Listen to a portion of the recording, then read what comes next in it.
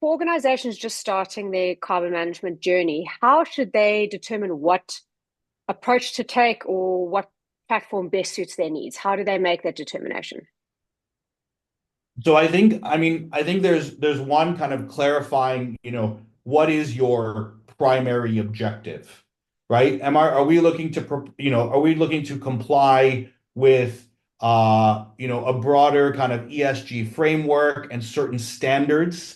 What are those standards that are important for us as our organization? And looking at this not as the challenge is most organizations are kind of thrown into this journey, right? So they're like, this year we need to do something in this space. We need to produce a report.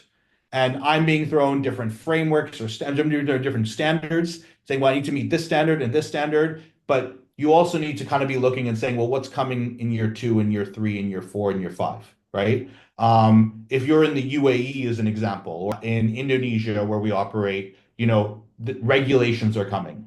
Regulations are coming specific around emissions, which means that you're going to need to be able to measure emissions and you're going to need to be able to meet decarbonization goals that are in line with your jurisdiction's, targets, right? So there's going to be a lot more that's needed there. So I think understanding kind of what matters today and what matters tomorrow is really important. I think understanding kind of like data complexity.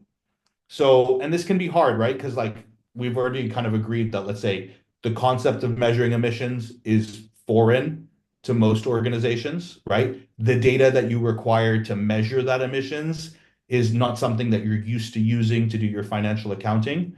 But I think an organization spending a little bit of time to familiarize themselves with what that means and how that would work how they would be able to collect that information within their organization is kind of key to them deciding what's the right kind of step.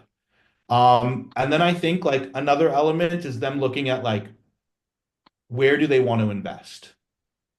So some organizations are like, well, we hired kind of, one sustainability leader, or we repurposed our kind of QHSE team to drive sustainability.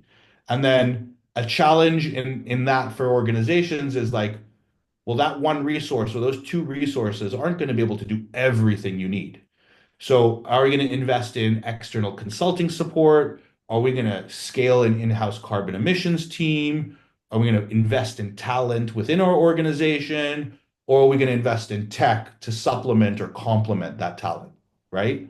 And I think those are kind of some kind of key considerations.